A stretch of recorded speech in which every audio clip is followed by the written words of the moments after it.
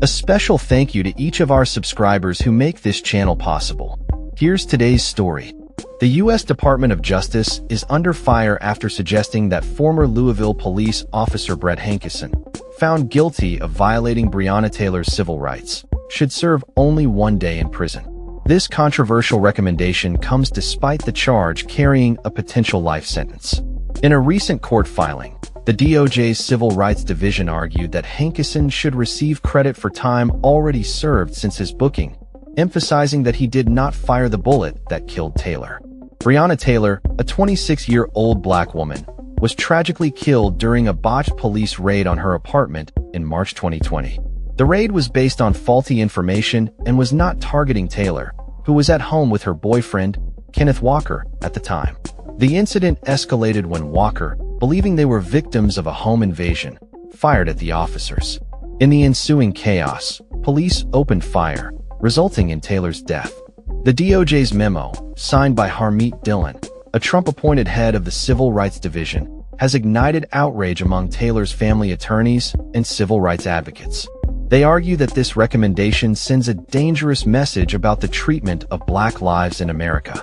Congressman Morgan McGarvey, who represents Louisville, condemned the suggestion as morally reprehensible, stating that a 1-day sentence for blindly firing into Taylor's home is unacceptable. The recommendation has sparked a renewed debate over police accountability and the systemic issues within the U.S. justice system regarding the value placed on black lives. Critics have pointed out that the DOJ's stance represents a significant shift from the previous administration's aggressive approach to holding police accountable for excessive force. The recommendation also comes at a time when the Biden administration had initiated reforms to address civil rights violations within police departments, including the Louisville Metro Police Department. However, the Trump administration has since rolled back these agreements, raising concerns about the future of police accountability in the U.S. The DOJ's memo argues that Hankison's lack of prior criminal history and the fact that he was acquitted of state-level charges should mitigate his sentence. However, many see this as a blatant disregard for the jury's verdict and a failure to deliver justice for Breonna Taylor. The civil rights lawyers representing Taylor's family have denounced the recommendation as an insult to her life and a betrayal of the jury's decision. They emphasize the need for real accountability in cases where police officers violate constitutional rights.